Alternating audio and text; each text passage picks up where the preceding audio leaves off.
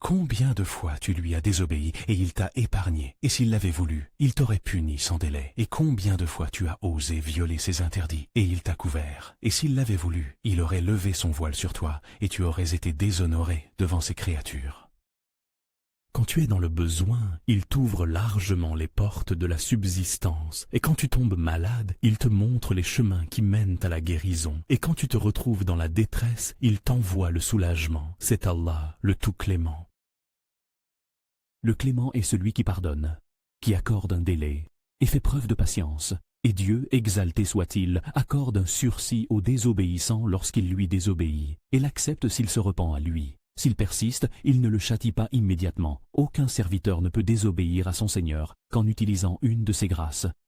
Et il ne peut, en désobéissant, échapper à sa surveillance et à sa puissance. Si Dieu le voulait, il retirerait ses bienfaits aux pécheurs et les punirait sur le champ. Mais lui, le très clément, leur accorde son pardon, bien qu'il ait tout pouvoir sur eux, et il fait preuve d'une grande patience envers eux, même s'ils méritent pleinement la punition. Il leur octroie un sursis afin qu'ils puissent revenir à lui et se repentir, et il leur envoie des signes et des leçons pour qu'ils se repentent par sa grâce et sa bienveillance.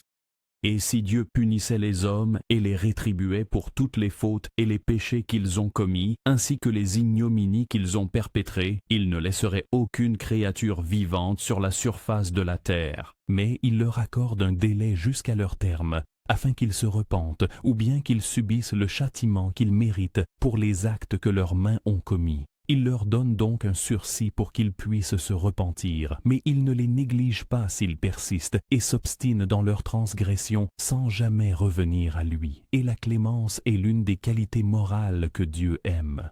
Dieu a ordonné à ses serviteurs croyants la patience face à la colère, la clémence face à l'ignorance et le pardon face à l'offense. S'ils agissent ainsi, Dieu les protégera du diable. Et leur ennemi s'est soumis à eux, comme s'il était un ami intime. L'acquisition de la vertu de la clémence demande une véritable et constante lutte contre soi-même, ainsi que la maîtrise de sa colère et l'habitude de la patience. Et toutes ces qualités sont de nobles vertus qui embellissent le musulman et le rendent plus beau et plus digne. Quel grand succès pour celui qui s'est paré de la vertu de la clémence et de la patience.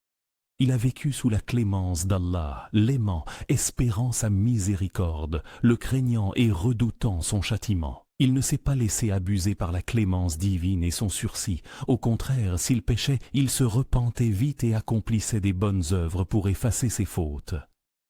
Et quel malheur pour celui qui s'est laissé tromper par la patience du clément, et qui a persisté à le provoquer par une désobéissance flagrante, jusqu'à ce que sa juste punition s'abatte sur lui, et qu'il reçoive le châtiment qu'il mérite pour ses graves méfaits.